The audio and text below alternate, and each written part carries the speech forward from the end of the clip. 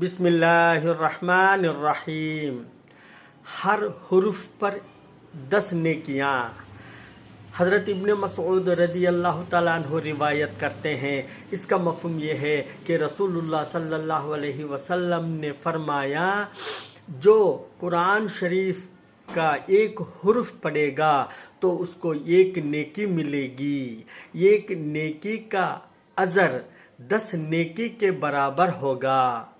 आप सल्लल्लाहु अलैहि वसल्लम फरमाते हैं कि मैं ये नहीं कहता कि अलिफ लाम मीम एक हुर्फ है, बल्कि अलिफ एक हुर्फ है, लाम एक हुर्फ है, मीम एक हुर्फ है।